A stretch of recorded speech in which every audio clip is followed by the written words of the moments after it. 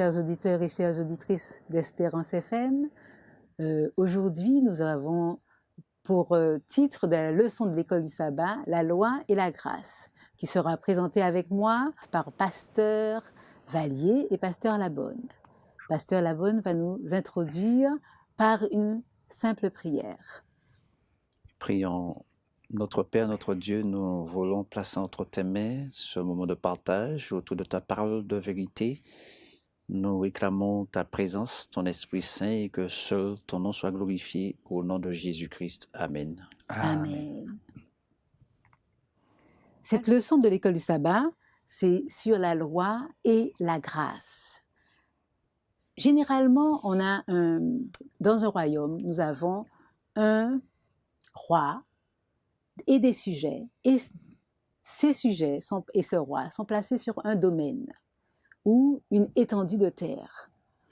Mais Dieu également est un roi, un roi qui est plein d'amour, un roi qui a également des sujets et un domaine, une grande étendue qui est tout l'univers. Maintenant, il a créé des êtres parfaits, les anges, qui vivent, selon notre conception, au ciel. Pourquoi a-t-il établi des lois pour des êtres qui n'ont jamais péché? Alors, lorsqu'un roi, ou ça peut être aussi un président, règne au-dessus on va dire, d'une société, il va s'appuyer sur un certain nombre de règlements juridiques qu'on peut aussi appeler la loi. Donc ce règlement ou encore cette loi a pour but d'harmoniser, de rendre plus aisé le fonctionnement de cette société ou de cette organisation. Donc c'est tout à fait normal qu'on puisse comprendre qu'il y ait effectivement cette loi, car elle permet à chacun de savoir comment fonctionner dans cette société-là. Donc effectivement, la loi a été proposée à des êtres parfaits. On peut se demander, mais pourquoi des êtres parfaits ont-ils besoin d'avoir une loi pour pouvoir les diriger? Ça se comprend, puisque le Dieu qui a créé ces êtres-là est un Dieu d'amour, est un Dieu qui s'attend à ce que chacun puisse se positionner de manière libre. Cela signifie qu'à tout moment, on a la possibilité d'accepter de respecter ou pas cette loi-là, quand bien même nous serions des êtres parfaits. Donc la loi, elle est là pour régir le fonctionnement sociétal d'une organisation, mais on a la possibilité ou pas de la respecter. Effectivement, la loi est la base du gouvernement de Dieu. La loi est à la base du gouvernement de Dieu. Et Dieu, il est amour. Dieu, eh bien, veut partager son amour avec ses créatures. Tout à fait. Et aime voir, eh bien, son amour se manifester autour de tout ce qu'il a créé, notamment ses créatures. D'accord? Donc, effectivement, la loi de Dieu, elle est parfaite, elle restaure l'âme, elle fait du bien à chacun de ses enfants. Elle crée une atmosphère de joie, de paix, hein, et d'amour. Parce que Dieu, il est amour. D'accord? Et lorsque nous avons sa loi, eh bien, nous reconnaissons qu'il est amour. Tout à fait. Il est amour. Oui. En effet, c'est l'expression aussi de l'amour de Dieu pour ses créatures. Donc, dans ce royaume, il y a une justice. Cette justice est régie par des lois, comme tu l'as dit, et ça va créer un équilibre, une atmosphère de bien-être chez ces créatures.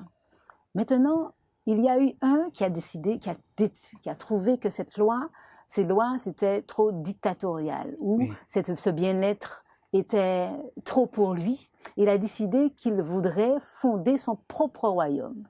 Et il a décidé de transgresser donc la loi de Dieu. Ça a créé une guerre dans le ciel, puis il a été jeté sur terre, l'être humain également a fait ce choix de pouvoir le suivre. Malheureusement. Donc, Dieu donne son Fils pour pouvoir les sauver et fait alliance avec eux et nous donne la grâce. il a demandé au peuple d'Israël de suivre des lois. Mhm. Maintenant que nous sommes sous la grâce, puisque Christ est mort pour nous, Mhm. pourquoi nous donne-t-il, pourquoi continuer à observer une loi Mhm. alors que celle-ci est obsolète? Nous Mhm. sommes sous la grâce. Oui. Alors, c'est là où pas mal de personnes ont des difficultés de compréhension. C'est-à-dire qu'on assimile la grâce comme étant une liberté de pouvoir tout faire, de pouvoir fonctionner comme bon nous semble, sans forcément être soumis à une loi. Mais il faut reconsidérer ce que c'est que la grâce. La grâce, elle est effectivement quelque chose d'immérité, quelque chose que nous n'avions pas mérité, mais que Dieu, quand même, s'évertue à nous offrir, à nous donner. Alors, il faut retenir que cette grâce-là, elle ne fait que mettre en lumière l'importance de la loi. Nous avions transgressé cette loi et la sentence, ça devait être la mort, mais le Seigneur a voulu nous éviter cette seconde mort, c'est-à-dire la mort éternelle. Et il nous a fait la grâce. Et quand il nous fait cette grâce, il nous rappelle que la grâce qui nous est accordée devrait amplifier l'importance que nous, la notion que nous avons de l'importance de la loi. Par conséquent, quand quelqu'un a été gracié, il se doit de comprendre que c'est par rapport à la transgression de la loi qu'il se retrouve en difficulté. Mais parce que le Seigneur l'a gracié, il se doit maintenant de reconsidérer l'importance de cette loi dans sa vie. Par conséquent, c'est avec amour, c'est avec désir, c'est avec une compréhension plus amplifiée de la loi qu'il va se soumettre effectivement à la loi du Seigneur, pour ne pas la retransgresser, pour ne pas se mettre en porte-à-faux avec cette loi et pour ne pas perdre, si j'ose dire, la grâce qui lui a été octroyée par le Seigneur Dieu Tout-Puissant. Vous savez, au commencement, Dieu a créé l'homme parfait et Dieu pourvoyait aux besoins de l'homme. Oui. Et aussi longtemps que l'homme ne brisa cette union, cette union de vie, Oui. Hein, l'homme pouvait vivre. Mais la Bible nous dit que nos premiers parents ont été tentés Oui. par le diable, Satan, un ange déchu. Mm-hmm. Et depuis, l'homme a hérité la mort et le péché. Donc l'homme s'est placé dans la désobéissance Tout à fait. au commandement de Dieu. Donc l'homme, à ce moment-là, n'a plus de vie en lui-même. En lui-même. Et pour retrouver cette vie, eh bien, Dieu a établi un plan. Eh bien, c'est le plan du salut. L'homme a besoin du salut. Le salut, c'est Jésus. Tout à fait. Donc Dieu, au lieu de condamner l'homme, faire disparaître l'homme pour toujours, Mm-hmm. va établir un plan, Oui. qui est le plan de la rédemption, Oui. pour sauver l'homme. Et l'homme sera sauvé par grâce. Par grâce. À ce moment-là, l'homme, une fois qu'il a reconnu son éloignement de Dieu, sa désobéissance vis-à-vis de son créateur, Tout à fait. eh bien, accepte eh bien, cette réconciliation avec Dieu Oui. en passant par Jésus-Christ. À ce moment-là, l'homme est sous la grâce. Sous la grâce. C'est-à-dire, selon ce que dit la Bible dans Romains chapitre 8, verset 1, il n'y a aucune condamnation pour celui qui est en Jésus-Christ. Exact. Quand on accepte Jésus comme Sauveur et Seigneur, eh bien, on est sous la grâce. D'accord? Ce qui veut dire que on sera en harmonie avec la loi de Dieu. Oui. On sera en harmonie avec l'amour du Seigneur Dieu. Oui. Parce que Dieu ne change pas. Exactement. Hein, Dieu ne change pas. Comme je l'ai précisé tout au début, que sa loi est, comment dirais-je, à la base de son gouvernement. Oui. D'accord? Et avec sa loi, nous pouvons vivre dans le bonheur, dans la joie, comme les anges dans le royaume des cieux qui sont créés parfaits Oui. et qui sont restés parfaits. Oui. Et ils prennent plaisir à suivre leur Créateur, Dieu, parce qu'ils sont dans l'obéissance Oui. de la loi de Dieu. Oui. Ils obéissent au commandement de Dieu. Et dans l'obéissance au commandement de Dieu, ils développent leur faculté mentale. Ils prennent plaisir à aimer, à servir ce Dieu qui ne contraint personne. Oui. Maintenant, Dieu nous fait grâce en Jésus-Christ. On est sauvé par grâce si nous acceptons Christ comme Sauveur Seigneur pour nous permettre de nous harmoniser avec la loi qui est une loi de bénédiction, une loi éternelle que Dieu a établie pour ses créatures, Oui, pour notre bonheur, et cette loi est éternelle. exact. C'est ça. Tout à fait. Alors, moi, je réagirais sur ce point. Quand on est, par exemple, sur Terre, Mhm. il y a des gouvernements, des lois, des justices. On décide que le président, par exemple, il y a quelqu'un qui a tué, enfin, un être humain a décidé de tuer, ou par accident, on va dire, un autre. Il se retrouve en prison. Mhm. Et le président, on a supplié, on a fait des lettres et des lettres, on a supplié, on lui a dit, voilà, cet être, il n'a pas fait exprès, enfin il a tué, mais c'était un accident. Oui.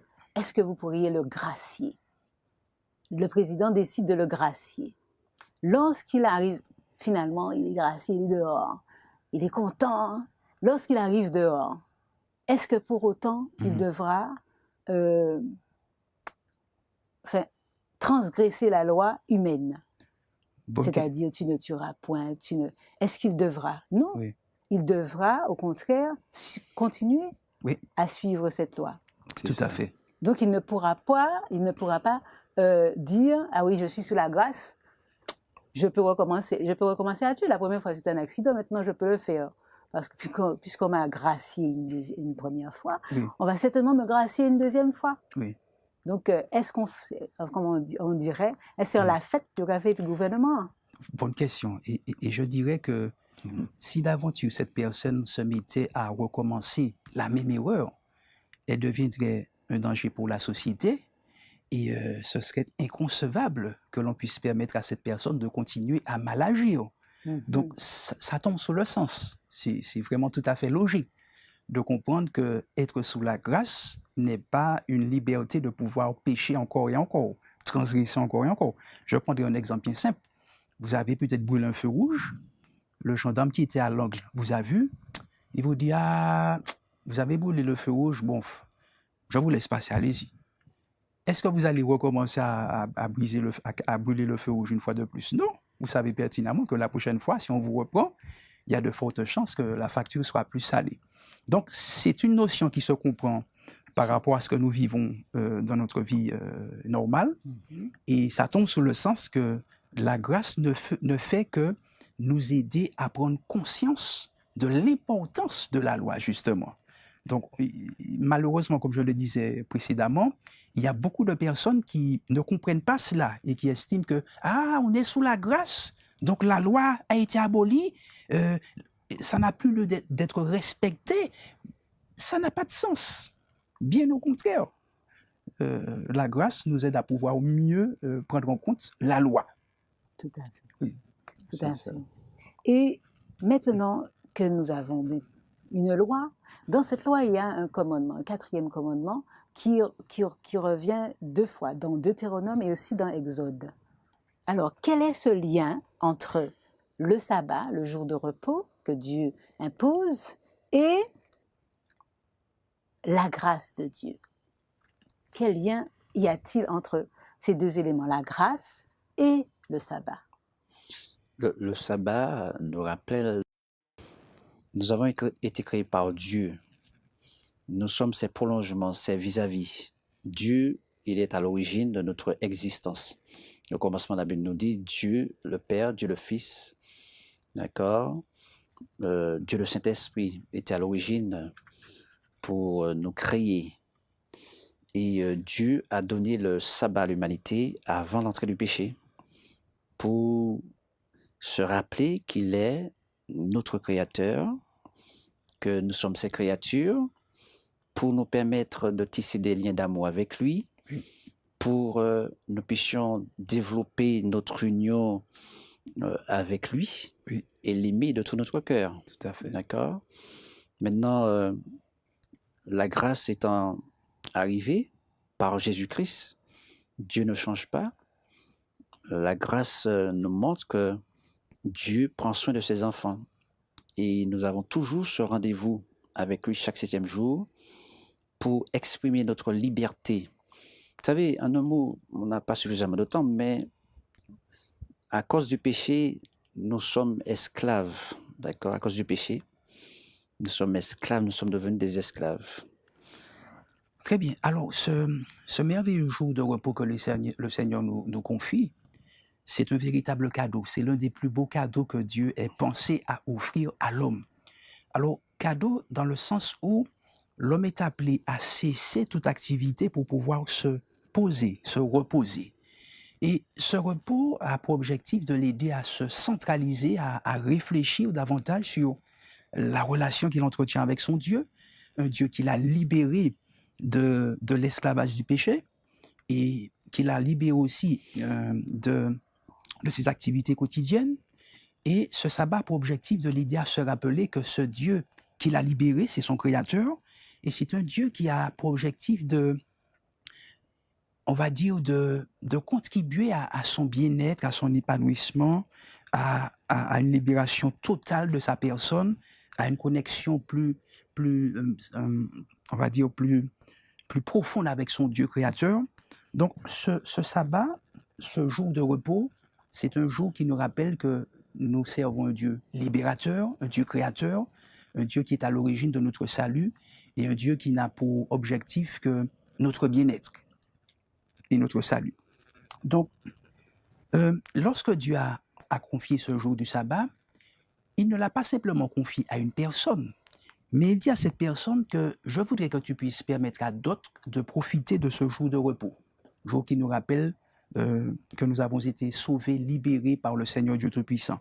Dieu dit, tu vas t'arrêter de travailler, mais non seulement toi, mais l'étranger qui est aussi dans tes portes. Ça veut dire qu'il doit aussi goûter aux bienfaits de ce sabbat. Non seulement l'étranger, mais ton animal même a le droit de goûter aux joies du sabbat, même s'il n'a pas un intellect, même si ce n'est pas un être moral comme nous, mais lui aussi, créature de Dieu, il a le droit de pouvoir jouir des bienfaits de ce jour du sabbat. Ton fils, ta fille, donc c'est un jour que nous devrions, on va dire, considérer comme étant une bénédiction pour soi-même, mais aussi pour les autres avec lesquels nous sommes appelés à le partager. C'est vraiment, effectivement, l'un des plus beaux cadeaux de Dieu. C'est ça, exactement. Parce que Dieu nous a créés pour pouvoir l'aimer, le servir. Il nous a donné le 7e jour pour pouvoir s'entretenir avec nous. Oui. D'accord? Se révéler à nous, nous montrer que nous sommes sauvés par grâce. Oui. D'accord? Et le sabbat nous rappelle, d'accord, la mort de Jésus-Christ sur la croix du Calvaire, qui nous a libérés de l'esclavage du péché, de la condamnation du péché, d'accord, pour nous mettre dans une relation d'éternité avec Jésus-Christ, avec Dieu le Père, d'accord, Dieu le Saint-Esprit. Donc nous pouvons dire merci à Dieu pour le 7e jour qu'il nous a donné et que la grâce n'abolit pas le 4e commandement, l'observation du sabbat, d'accord. Au contraire, la grâce, va nous aider à célébrer ce mémoriel de la création, de la rédemption également, puisque Jésus est mort un 6e jour et ressuscité un 1er jour, donc il a permis de se reposer le 7e jour. Donc c'est aussi un mémoriel rappelant qu'il est mort et c'est un jour de joie pour la création et aussi pour la grâce, se disant ouais, je suis sauvé par grâce. Donc Dieu nous rappelle et nous donne, comme tu as dit, cette joie, ce bien-être, que nous sommes sauvés. Exactement. Et ce sabbat nous rappelle, et c'est nous rappelle que nous sommes sauvés et nous devrions être dans la joie ce jour-là. Maintenant, j'ai une autre question, est-ce que nos œuvres permettront de faire quelque chose pour cette grâce? Est-ce qu'il y a un lien entre les œuvres et la grâce? Eh bien, c'est une belle question, effectivement. Si Pasteur Labonne voulait répondre à cette question. Oui, je disais que, effectivement, lorsque Christ habite dans notre cœur, d'accord, nos actions seront aussi basées sur l'amour. Et nous allons manifester la grâce de Dieu en nous. Donc, nous ne pouvons pas faire des œuvres pour, comment dirais-je, Être sauvé, pour être sauvés, oui, pour être sauvés. Mais nous allons accomplir des œuvres parce que Dieu nous a fait grâce, d'accord? Parce que il nous aime profondément, Oui. etc. Donc, Donc il nous a donné des œuvres oui, parce que nous sommes déjà sauvés. tout à fait. Donc les œuvres ne va pas déterminer que nous devrions être sauvés, Oui. mais au contraire, il nous donne des œuvres parce que nous sommes sauvés. Et à ce moment-là, ce sera le résultat Exactement. du fait que nous soyons sauvés. Non pas le fait que nous devons faire des œuvres pour être sauvés, Oui. mais au contraire, parce que nous sommes sauvés, nous faisons de bonnes œuvres. Voilà, nous Voilà. faisons de bonnes œuvres. Donc, Tout à fait. Et pour conclure un petit peu sur cette partie-là, ce que tu dis est d'autant plus vrai que le plan du salut avait déjà été mis en place avant même que l'homme soit créé. Ça veut dire que ce ne sont pas les actes de l'homme qui auraient changé quoi que ce soit. Parce que Dieu avait déjà conçu dans son plan l'éventualité d'une chute de l'homme. Il s'est dit, bon, si jamais l'homme pêche, on ne sait jamais. Bon, dans son omniscience, il savait tout. Donc il a dit, on va prévoir quand même ce plan du salut dans le cas où l'homme pécherait. L'homme a effectivement péché, donc l'homme est appelé à accepter par la foi, puisque c'est une affaire de foi, ce salut.